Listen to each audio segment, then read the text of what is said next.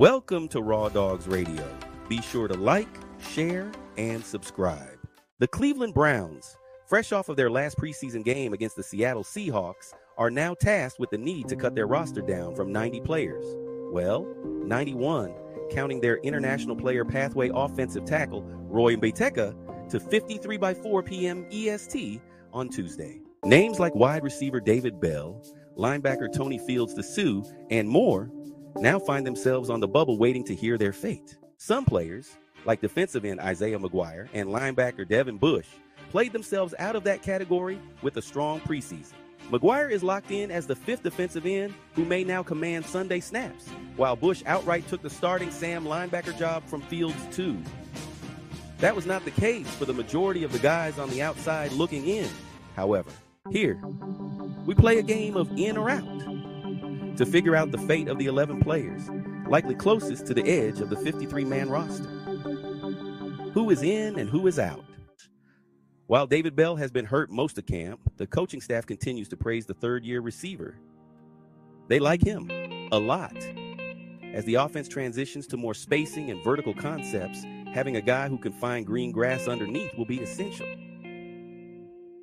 That's a job for Bell. It helps that his on-the-field production took a step forward at the end of the year in 2023. He's in. The math just isn't mathing along the defensive line. The Browns already have 9 locks up front, leaving Briggs and veteran Mo Hurst in a battle. However, Hurst was one of the more efficient pass rushers from the interior in all of the NFL last year, and the best one on the Browns. He's not getting cut. This leaves no open roster spots unless the Browns roster 11 defensive linemen, and this feels extremely unlikely. Unfortunately for Briggs, his pathway to the 53-man roster is clogged in 2024. The cornerback room is the toughest room to figure out for the Browns.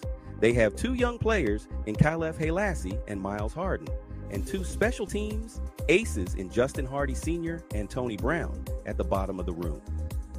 This comes down to whether or not the Browns will prioritize youth and upside in the room or those who can make an impact.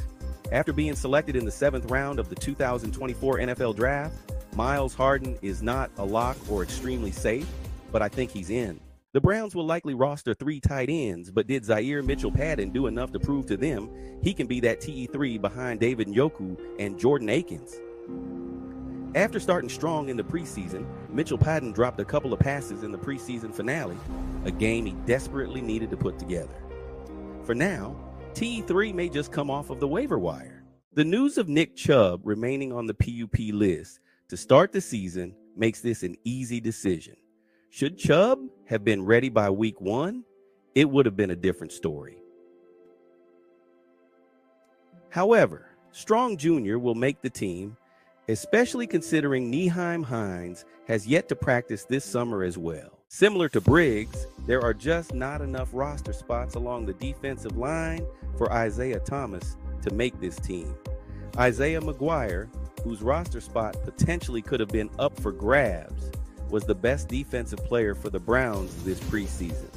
And with Myles Garrett, Zadarius Smith, Ogbo Okoronkwo, and Alex Wright already locked in, there is just no room for Thomas.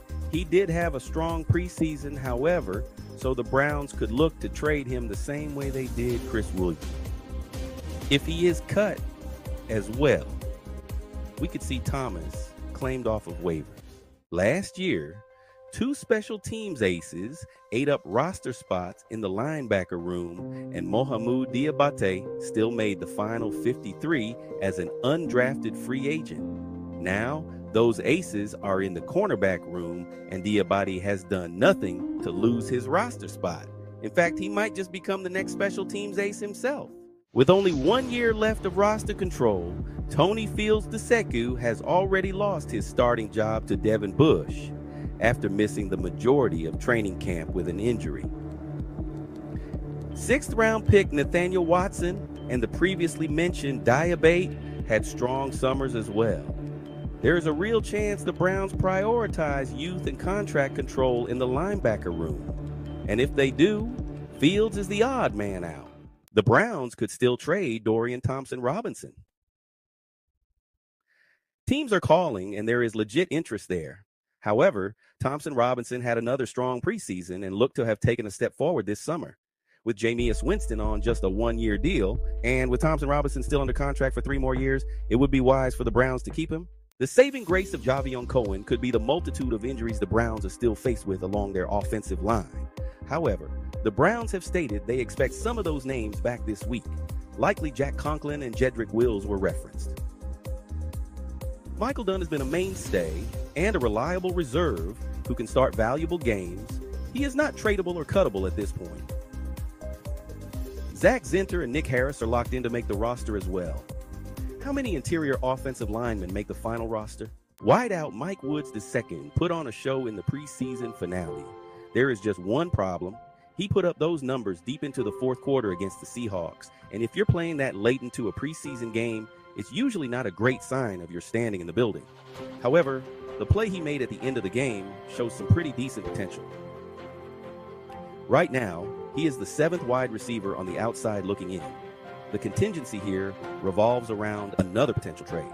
Could the Browns move a guy like Elijah Moore, whose role can easily be swallowed up by Jerry Jeudy and Jamari Thrash? If so, then Woods too has a good chance to make the final 53-man roster. To those on the bubble, I say good luck and go Browns.